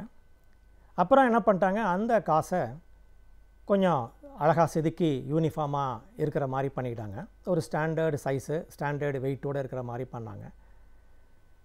ப்ரிஷியஸ் மெட்டல்லேருந்து, ஏன்னா தங்கம் வெள்ளியெல்லாம் கொஞ்சம் கிடைக்கிறது அரிதாக இருந்தனால மற்ற மெட்டல்களில், மற்ற உலோகங்களில் இந்த காயின்ஸ் வர ஆரம்பிச்சிருச்சு. அது செப்பில் வந்தது, அலுமினியத்தில் வந்தது, நிக்கலில் வந்தது, அப்புறம் கலப்பு உலோகங்களில் வர ஆரம்பிச்சது. அந்த காயினில் என்ன சிரமம்னு கேட்டிங்கன்னா வெயிட்டு தான். அதனுடைய எடை ஒரு பிரச்சனையாக இருந்தனாலையும், உலோகங்கள் கிடைப்பதில் அரிதாக இருந்தனாலையும் பேப்பர் கரன்சிக்கு மாறினாங்க. ரூபா நோட்டாக வந்தது. அப்புறம் கம்ப்யூட்டரு, நெட்வொர்க்கு இதெல்லாம் வரதுக்கு ஆரம்பித்ததுக்கப்புறம் அந்த கரன்சி பிளாஸ்டிக் கரன்சியாக மாறிச்சு. ஆக கமாடிட்டி மணியாக இருந்தது அன்காயின்டாக இருந்தது காயினாக மாறி அப்புறம் பேப்பர் கரன்சி ஆகி அப்புறம் இப்போ பிளாஸ்டிக் கரன்சியாக வந்துருச்சு. இப்போ சமீப காலத்தில் இந்தியாவில் உங்களை பார்த்துருப்பீங்க, எங்கே பார்த்தாலும் டிஜிட்டல் கரன்சின்னு ஒரு பேச்சு வர அறிய ஆரம்பிச்சிருச்சு. இது என்ன, இப்போ டிஜிட்டல் கரன்சினா என்னன்னு கேட்டிங்கன்னா, நம்மக்கிட்ட இருக்கிற ஆக்சுவல் அது நோட்டாக இருக்கட்டும் அல்லது காயினாக இருக்கட்டும், வங்கியில் போடுறத அதை மாற்றங்கள் செய்ய போகிறப்ப எலக்ட்ரானிக் உதவியோடு அது ஒரு இடத்துலேருந்து இன்னொரு இடத்துக்கு மாற்றக்கூடிய தன்மை பெற்றதுனால அது எலக்ட்ரானிக் கரன்சி அல்லது டிஜிட்டல் கரன்சின்னு ஆச்சு. இப்படி இருந்த இந்த பணம் காசு இப்போ இன்னொரு உருவம் பெற்றிருக்கு. அதுதான் கிரிப்டோ கரன்சி அல்லது டிஜிட்டல் கரன்சின்னு சொல்லலாம். கிரிப்டோ கரன்சினா என்ன, எப்போ உருவானது, யாரால் உருவாக்கப்பட்டது, எதுக்காக உருவாக்கப்பட்டதுன்னு பார்ப்போம். கிரிப்டோ கரன்சி அப்படிங்கிறது கிரிப்டோகிராஃபி அப்படிங்கிற ஒரு தொழில்நுட்பத்தை அடிப்படையாக கொண்டு உருவாக்கப்பட்டது.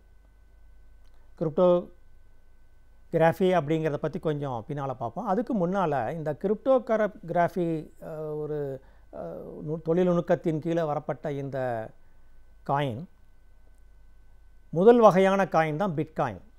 இதில் நிறையா வகை வந்திருக்கு. இந்த முதல் வகையான காயின் பிட்காயின். பிட்காயின் அப்படிங்கிறது 2009 உருவாக்கப்பட்டது. இது யார் உருவாக்குனாங்க அப்படின்னு பார்த்தீங்கன்னா சந்தோஷி நாக்கமோட்டோ அப்படின்னு ஒரு ஜப்பானியர்.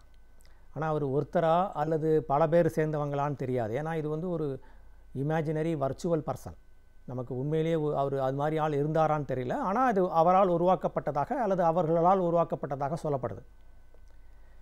இந்த பிட்காயின் முதலாக 2009 உருவாக்கின இந்த சந்தோஷி நாக்கமோட்டோங்கிறவர் அல்லது அவங்க இதை வந்து ஒரு டிஜிட்டல் கரன்சி அல்லது கிரிப்டோ கரன்சின்னு சொல்லி ரிலீஸ் பண்ணியிருக்காங்க. இந்த கரன்சியை வச்சு என்ன பண்ணுறது? ஆன்லைனில் பொருள் வாங்கலாம். இந்த கரன்சியை பயன்படுத்துறதுக்கு இடைத்தரகர்கள் தேவையில்லை, அல்லது இன்டர்மீடியட் சொல்லக்கூடிய வங்கிகள் தேவையில்லை. நான் விற்கலாம், நீங்கள் வாங்கிக்கலாம். இதை கண்காணிக்கிறதுக்கு ஒரு மத்தியஸ்தர்கள் தேவையில்லை. எப்படி இன்னும் இருக்கிற வங்கிகளை மேற்பார்வைப்படுவதற்காக சென்ட்ரல் பேங்க்னு சொல்லக்கூடிய ரிசர்வ் பேங்க் ஆஃப் இந்தியா இப்போ இந்தியாவில் இருக்கிற மாதிரியோ அல்லது யூஎஸில் இருக்கிற ஃபெடரல் ரிசர்வ் போரியோ எந்த விதமான ஒரு கண்ட்ரோலிங் அத்தாரிட்டியும் தேவையில்லை. யார் வேணாலும் விற்றுக்கலாம், யார் வேணாலும் வாங்கிக்கலாம். அது அவங்களுக்குள்ள நடக்கக்கூடியது. இதை கண்காணிப்பதோ அல்லது சட்ட விசிட்டங்களை நிர்ணயிப்பதோ யாரும் கிடையாது. இந்த வகையாக உருவாக்கப்பட்ட 2009 உருவாக்கப்பட்ட இந்த பிட்காயின் பல வகையில் உயர்ந்து இன்றைக்கி அதனுடைய மதிப்பு கணக்கில் அடங்காமல் ஆயிடுச்சு. அதனால தான் இப்போ எல்லார் கவனமும் அது மேலே திரும்பியிருக்கு. 2011 $30 ஒரு பிட்காயின் அப்படிங்கிறது $30 சமமாக இருந்தது. இன்றைக்கி $5000 கிட்டத்தட்ட வந்துருச்சு. அதாவது இந்திய ரூபாயில் கணக்கிடுறதா இருந்தால் 3 லட்சம் ரூபாய்க்கு. ஸோ எல்லாருக்கும் ஆசை இந்த பிட்காயினை வாங்கிக்கலாமா அப்படின்னு. ரொம்ப ஜாக்கிரதையாக இருக்கணும். இந்த பிட்காயின்கிறது நம்ம நினைக்கிற மாதிரி அது ஒரு பேப்பரோ அல்லது காயினோ அல்ல. அப்போ என்ன? இது ஒரு எழுத்துக்களாலும் எண்களாலும் உருவாக்கப்பட்ட ஒரு டிஜிட்டல் ஃபார்மேட். இந்த பிட்காயினை எங்கே வச்சுக்கலாம் அப்படின்னு பார்த்தீங்கன்னா பர்ஸ்ன்னு சொல்லுவாங்க அல்லது வேலட்னு சொல்லுவாங்க. நம்ம பேக்கெட்டில் வச்சுக்கிற மாதிரி இல்லை. அது என்ன அப்படின்னு பார்த்தீங்கன்னா இந்த பிட்காயினை நீங்கள் அந்த பிட்காயின் விற்கிற அந்த எக்ஸ்சேஞ்சு மூலம் நீங்கள் வாங்குறதா இருக்கும் பட்சத்தில் அதை அவங்களுடைய வெப் சர்வரில் ஒரு டிஜிட்டல் ஃபார்மேட்டில் வச்சுக்கலாம். இல்லை நீங்கள் வேண்டாம், நீங்கள் தனிப்பட்ட முறையில் ஆன்லைனில் வச்சுக்கணும்னு நினச்சிங்கன்னா நெட்வொர்க்கில் ஆன்லைனில் நீங்கள் என்ன பண்ணலாம், நீங்களாக ஒரு வேலெட்டை உருவாக்கி, அதாவது ஒரு பர்ஸை உருவாக்கி அதில் வச்சுக்கலாம். இல்லை எனக்கு வேண்டாம், நெட்வொர்க்கில் வச்சுருந்தா அது வந்து ஹேக் ஆகக்கூடிய வாய்ப்புகள் இருக்குது, அதனால் நான் என்னுடைய தனிப்பட்ட முறையில் வச்சுக்கணும் அப்படின்னு நீங்கள் நினச்சிங்கன்னா உங்களுடைய ஒரு யூஎஸ்பி டிரைவில் பென் டிரைவில் இந்த ஃபைலை பத்திரமா வச்சுக்கலாம். இந்த பணங்கிறது ஒரு டிஜிட்டல் ஃபைல் மாதிரி தான். இந்த பணத்தை உருவாக்குனவங்க நீங்கள் ஒரு குறிப்பிட்ட தொகை வரைக்கும் தான் அதை வச்சுக்க முடியும்னு சொல்லியிருந்தாங்க. அதாவது இந்த எண்ணாலும் எழுத்தாலும் உருவாக்கப்பட்ட இந்த பிட்காயின் 2,10,000 காயினாக தான் அதை வச்சுக்க முடியும், அதுக்கு மேலே வச்சுக்க முடியாதுன்னு ஒரு நிர்ணயம் பண்ணிட்டாங்க.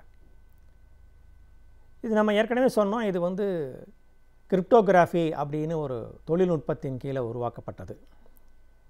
அப்படின்னா என்ன? இப்போ நீங்கள் வச்சுருக்கிற இந்த பிட்காயினை ஒரு கிரிப்டோகிராஃபியில் வைக்கிறப்ப அப்படிங்கிறப்ப உங்களுடைய கம்ப்யூட்டரில் வச்சுக்கலாம், அல்லது உங்களுடைய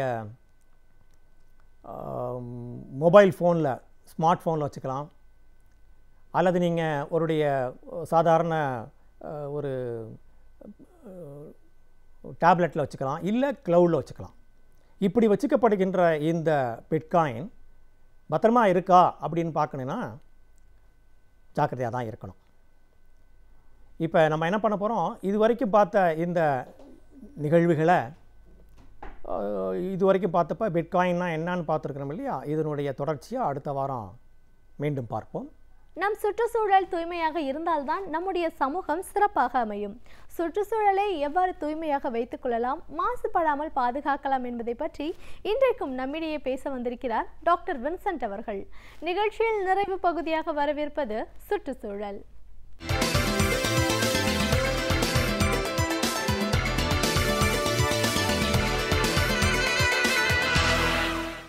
பொதுவாகவே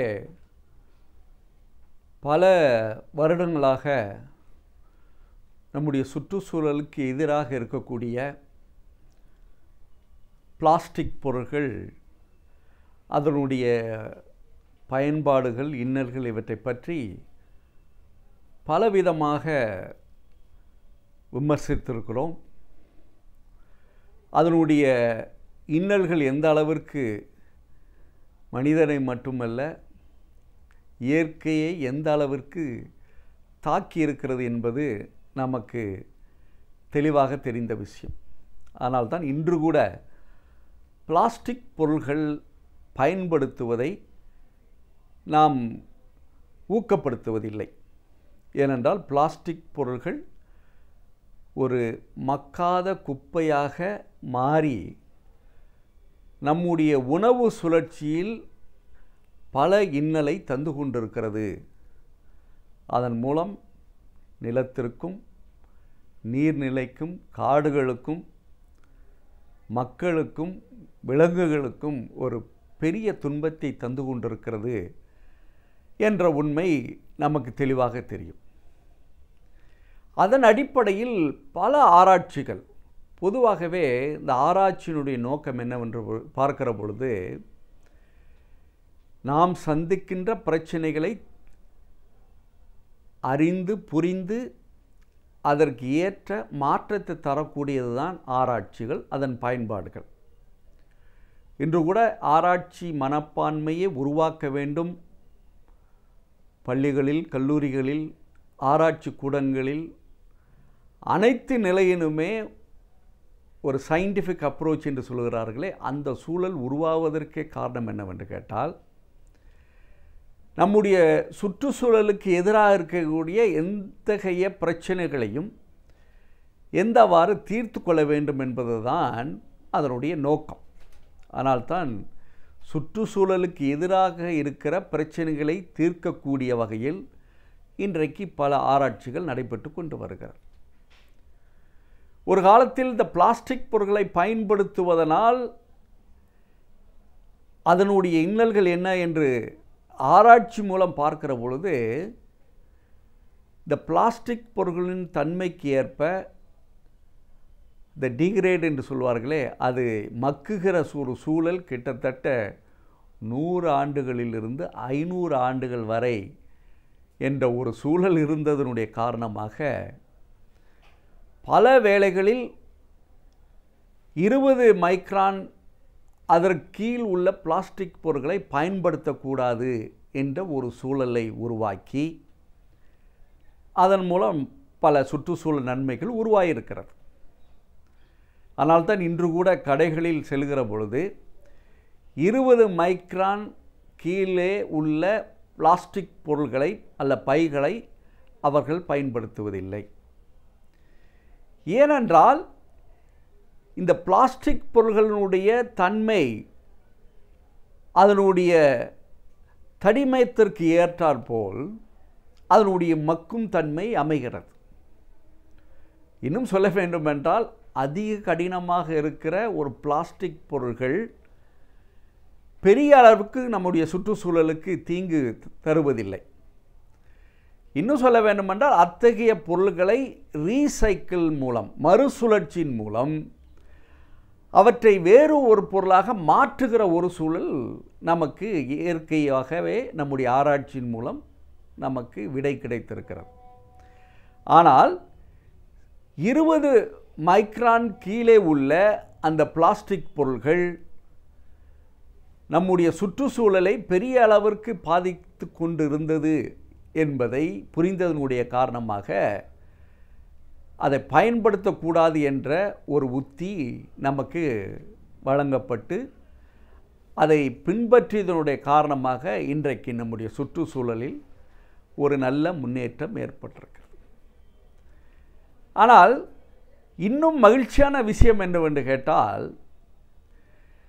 பல இடங்களில் இதனுடைய பயன்பாட்டை எந்த அளவுக்கு தடுத்து நிறுத்துவதற்கு ஒரு பெரிய சவாலை நாம் சந்திக்க வேண்டியிருந்ததும் ஒரு உண்மை. மக்களிடையே விழிப்புணர்வு ஏற்படுத்துவது,